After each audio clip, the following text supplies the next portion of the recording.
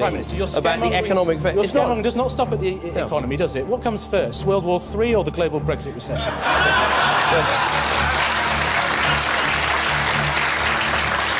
The world is changing with accelerating speed. To lead in shaping a new world order for the 21st century. We don't want a nuclear war! We don't want a counter war! We don't want a nuclear war! We don't want a counter war! This week, U.S. Defense Secretary Ashton Carter accused Russia of nuclear saber-rattling. He promised to counter what he described as Russian aggression by increasing military buildup through NATO's presence near Russia. NATO, a key aspect of U.S. security policy. Now, the Baltic Sea region is quickly becoming a friction point between Russia, NATO, and the U.S., with NATO military exercises underway and a lot of close encounters. I was joined earlier by James Carden, Washington correspondent for The Nation magazine. He started by telling me for what NATO is preparing. It was recently announced that NATO is going to be sending in 4,000 troops to Lithuania and Poland as part of the European Reassurance Initiative. That's a $3.4 billion initiative designed ostensibly to reassure our NATO allies in light of what has been happening in eastern Ukraine. In addition to that, the United States has sent in the USS Donald Cook, which is a missile-class destroyer about 50 miles away from Kaliningrad. Now, Kaliningrad, a lot of Americans don't know, is a Russian port between Poland and Lithuania, and they have a major naval base there. And so the effect of these maneuvers by the United States and NATO has been to increase tension in the region. So what exactly is the aggression that they're worried about? I mean, this is a lot of militarized presence that they're gearing up for. Yeah, what they claim to be very worried about is a repeat of what has happened in eastern Ukraine.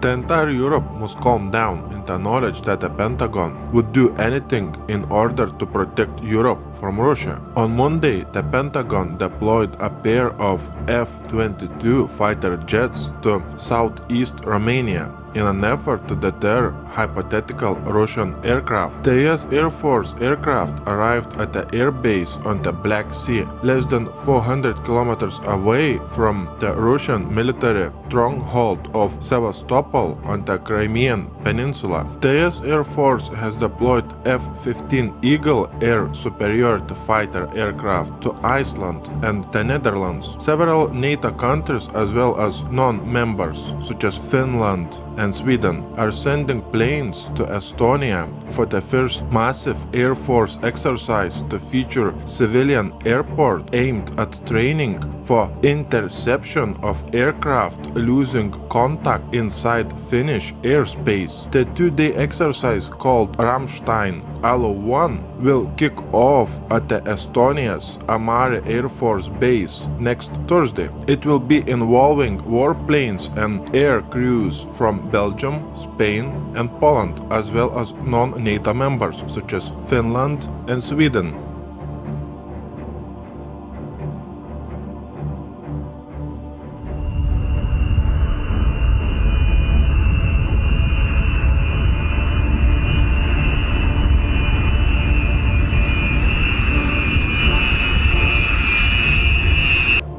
This is an emergency broadcast. This is a direct message to the Department of Defense, all four branches of the military, active duty, service members, veterans, their families, state governments, local governments, and the media. We are going to display 100% irrevocable proof that there is a global move, not just here, but all over the world, to militarize police and to put standing armies on the streets to suppress the population and to carry out political operations. It seems strange that at the same time when we have huge military drills, military hardware movement, and FEMA training in the US, in Europe we have 600 members of various European military forces recently conducted an exercise in the German North Rhine province ready to be deployed in the event of civil unrest or war. Why in the world Italy's streets would be patrolled by Chinese police? That shows a very strong message that Vatican will be partially protected by China during a major crisis.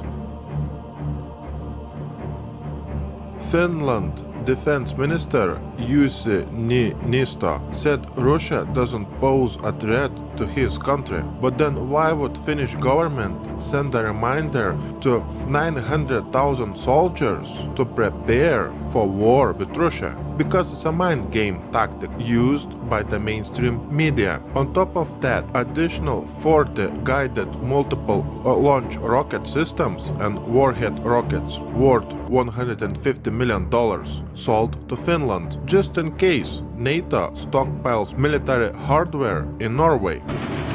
So we have what are called pre-position gear, both in caves and on ships, and it allows forces from the United States to come out and fall in on gear that is already forward deployed versus bringing all that gear with us.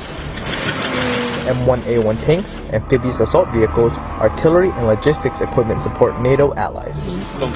So any gear that is already forward deployed both reduces cost and speeds up our ability to support operations in crisis.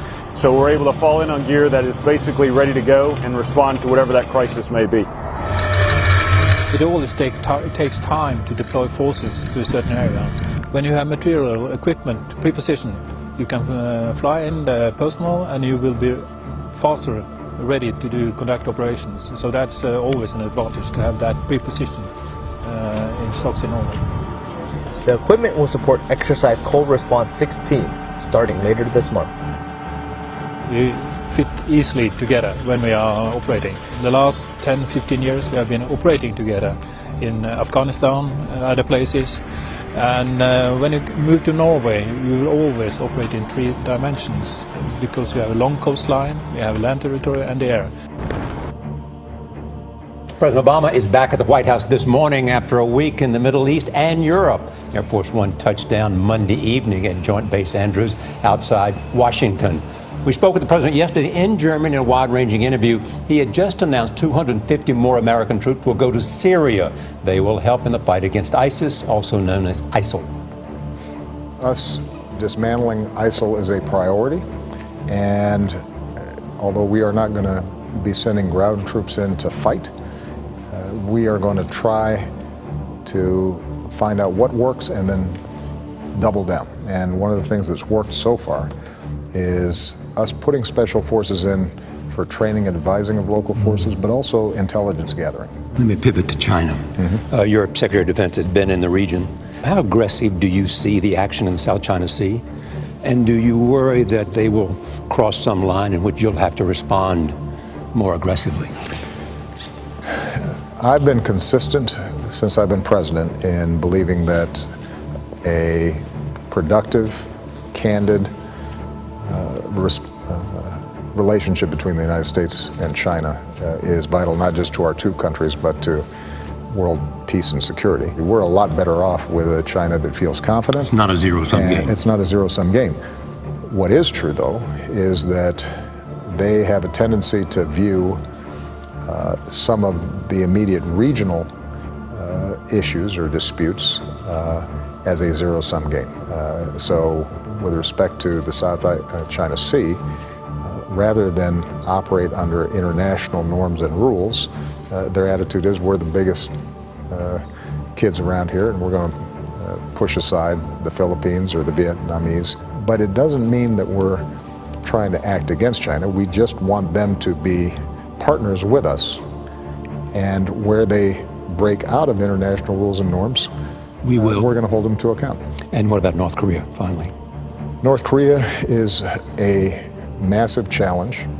Our first priority is to protect the American people and our allies, Republic of Korea, Japan, that are vulnerable to the provocative actions that North Korea is engaging in. They are erratic enough.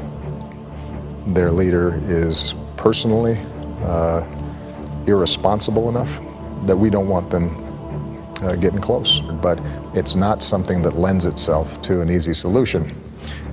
We could obviously destroy North Korea with our arsenals, but aside from the humanitarian costs of that, they are right next door to our vital ally, Republic of Korea. One of the things that we have been doing is spending a lot more time positioning our missile defense systems so that even as we try to resolve the underlying problem of nuclear development inside of North Korea, we're also setting up a shield that can at least block the relatively low-level threats that they're posing right now. President Obama has launched the U.S. most massive military buildup close to Russian and Chinese borders. This piece of information clearly shows a very strong message of the beginning of a major conflict between major superpowers such as NATO, Russia, and China. As you're watching this video, we have missile defense shields being set up and being installed in Israel, in North Korea, Eastern Europe, and Russia. When United States is testing its new intercontinental ballistic missiles, we have Canada asking to join US missile shield to enhance national security. Canada has suggested it may join the US missile defense shield. Then we have the installation of the US missile shield in Eastern Europe along Russian border. Russia has opposed US and NATO plans to deploy anti-missile systems close to borders with Russia. Washington says that the anti-missile system would not threaten Russian security. Russia will restore a missile attack warning station near Crimea to counter an increasing NATO activity in the Black Sea. We have 4,000 cruise missiles pointed at Putin that would enable Obama to deliver precision-guided non-nuclear airstrikes anywhere inside Russia in less than an hour. When Putin calling Obama's new missile shield in Eastern Europe along Russian border a direct threat, we have Poland setting up a new missile shield. And then we have Romania setting up a new missile shield. We have US anti-missile base in Poland put by Obama, and in Kaliningrad we have Putin threatening to put nuclear missiles there. We have Putin activating S-400 defense systems all around Russian border with Eastern Europe, and we have nuclear missile systems patrolling Moscow streets. We have Norway and the US planning to establish a new military radar post in Vardø, Finnmark, in addition to the already existing US Globus 2 radar system. Let me show you on the map where all the missile defense shields are being set up and being installed in Eastern Europe. Just look at this map. Here we have Putin in Moscow, placing S-400 defense systems all around Moscow, and we have some in Kaliningrad. Here we have Obama setting up a missile defense shield in Poland and Romania, and putting radars in Norway. And in all these countries we have NATO and US military training at unprecedented scale. Watch my new video on military training and military hardware movement by Putin and by Obama in these countries. The link to my new video, as always, will be below in the description box. Just a little bit more than 70 years ago, we had a great war between major superpowers. Today, in the same place, on the same map, we have the same superpowers in the face of NATO and Russia preparing for a major war. Just remember, only a little bit more than 70 years ago, in the same place on this map, millions and millions of people died fighting for the same forces that are preparing a major conflict today. My biggest concern is that during World War II, there was no nuclear weapons available in such a big amount that is available today. And in the same place on this map, there was no nuclear power plants, so the war was limited in scope.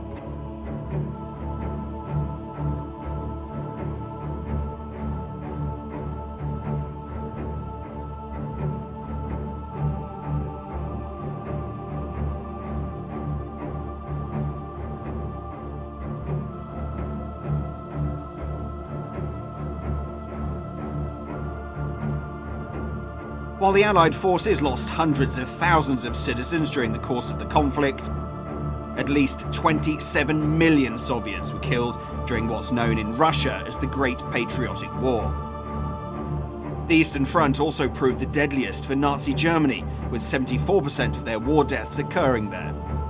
Almost every single Soviet family suffered the horrors of this war. Only 37% of all men drafted to the front line survived till the end of the conflict. Now I want you to pay close attention to this information. Washington continues to prepare a global strike, according to the Deputy Foreign Minister of the Russian Federation. The United States continue its destabilizing activities. This includes the creation of a global missile defense system, the continuation of the development of tools capable of inflicting a disarming strike without using nuclear weapons. The Rapid Global Attack System of the United States provides the establishment of a hypersonic system which will be able to apply high-precision non-nuclear strikes from American territory at targets on Earth within an hour. This system will cause a non-nuclear strike, disarming strategic nuclear forces, including those of Russia. 24 generals from 13 NATO countries gather in Latvia to train joint operations. We are prepared to fight and win if we have to. NATO's focus will expand from assurance to deterrence, including measures that vastly improve NATO's overall readiness. Lithuania is hosting large-scale military exercises involving the country's forces as well as soldiers from other NATO member states. Another Baltic state, Estonia, started a major military drills involving NATO troops in the country's regions near the Russian-Estonian border. NATO is deploying an additional 4 battalions of 4,000 troops in Poland and the 3 Baltic states. Do you remember when we had in the news saying that NATO would deploy 4,000 troops to the Baltic states? And when the next day that figure increased to 40,000 NATO troops being deployed to the Baltic states. Poland is set to double size of its armed forces. The Polish army will be bigger. We envision a substantial increase in the size of the army by at least 50%. Poland's armed forces, which currently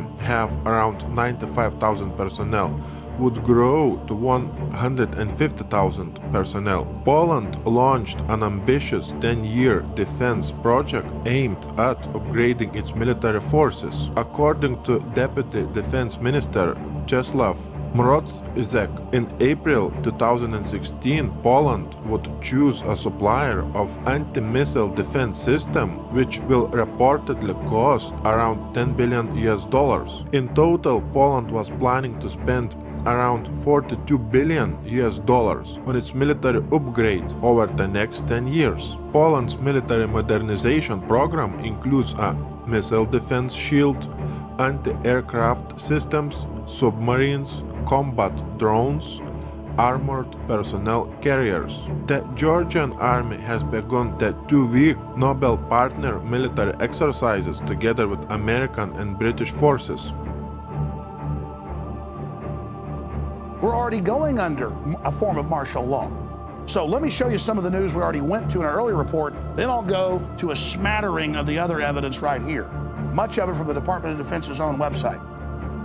You have massive military gear being cached, armored vehicles, machine guns, helicopters, night vision, Humvees, with the police departments around the country. California has gotten the majority of it, along with Oklahoma and other areas to population. Texas has gotten double what California's gotten, and we have 10 million less than them. Oklahoma got basically double what California got, even though the crime rates are very low, because it's about suppressing the patriot population, just like they have on the map in Jade Helm showing Texas, Utah, and other areas as hostile. This is pre-caching to fight real Americans that won't go along with gun confiscation, you name it. Now, when you see Infowars.com articles I'm going to show you, you can go directly to the site, click on it, and go to the Department of Defense's site. DoD training manual, extremist founding fathers would not be welcome in today's military. Close quote. Army-sponsored report suggests new police force. That's WorldNet Daily. What's that out of? A stability police force for the United States, RAND Corporation. This is the martial law plan that I've been covering for 18 years. War gear flows to police departments, New York Times. Feds preparing to invade Texas, list state as hostile. They are preparing, not saying they're going to invade or take over. They are preparing for the takeover. And that's in the John Warren Defense Authorization Act of 96, 97. They admit for insurrection by legislatures and governors. They just hope, just like Obamacare, you don't actually go read this stuff. Obamacare is great, and it's really working. We have to make sure America writes the rules of the global economy. Because if we don't write the rules for trade around the world, guess what? China will.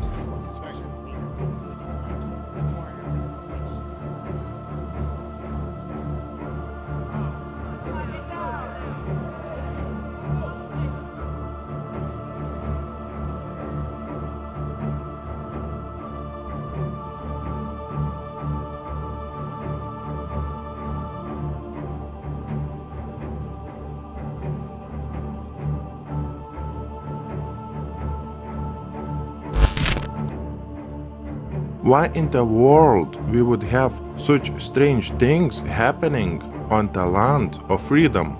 What is very strange is that we have FEMA conducting biggest drills ever inside the US. We have all those FEMA executive orders set in place. We have Walmarts closed and being converted into detention centers according to some videos on YouTube. We have an unprecedented military hardware movement inside the US. We have this movie Armageddon coming out on Friday the 13th. We have another movie called X-Men Apocalypse. We have FEMA and DHS conducting riot control drills. On top of that, do you remember those articles saying that DHS has purchased more than 2 billion rounds of ammunition, which is enough to fight a war for 10 years? Do you remember those articles saying that US government has purchased 30,000 guillotines? Do you remember red, blue, green lists? Do you remember FEMA coffins? When at the same time we have US and NATO setting up and activating missile defense shields in Eastern Europe, on Russia's doorstep, also in North Korea and inside the US. What do you think? Please share your thoughts by leaving a comment below this video.